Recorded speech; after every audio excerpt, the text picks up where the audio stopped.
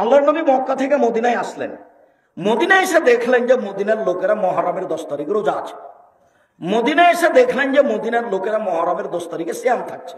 তাহলে রাসূল বলেন, কি ব্যাপার, তোমরা মুহররমের 10 তারিখে সিয়াম থাকো কেন?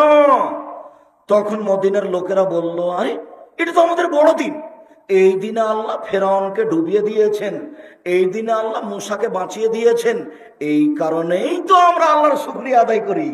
মুহররমের 10 তারিখ হচ্ছে আমাদের জন্য বড় দিন। মুহররমের 10 তারিখে আল্লাহ ফেরাউনকে ডুবিয়ে দিয়েছেন, মুহররমের 10 তারিখে আল্লাহ মূসাকে বাঁচিয়ে দিয়েছেন, তাই আমরা শুকরিয়া আদায় করি। তখন মুহাম্মদ সাল্লাল্লাহু আলাইহি ওয়াসাল্লাম বলছে, হ্যাঁ ঠিক ঠিক ঠিক, আমিও তোমাদের চেয়ে বেশি শুকরিয়া আদায় করাতে হক রাখি। আমিও মুহররমের 10 তারিখে সিয়াম থাকলাম। সঙ্গী সাথী, তোমরা মুহররমের 10 তারিখে সিয়াম থাকো, যেমন বলেছেন সিয়াম থাকো, তেমনি বলেছে, হ্যাঁ আমরা মুহররমের 10 তারিখে সিয়াম থাকবো। মানে কেন থাকবো?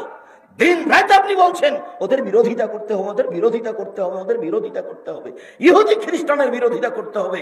আপনি দিন রাত বলছেন ওরা মুহররমের 10 তারিখ রোজা থাকে, আমরা কেন থাকবো? তাহলে তাদের অনুসরণ হয়ে গেল। বিরোধিতা হলো কিভাবে?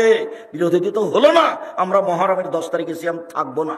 তখন আল্লাহ রাসূল বলছেন, থামো থামো থামো থামো থামো, শোনো, লাইন বাকাইতো সানাতাল কাবিলা, আমি যদি সামনে বছর বেঁচে থাকি লা সুমান্না তাসিয়া, তাহলে মুহররমের 9 তারিখও সিয়াম থাকবো।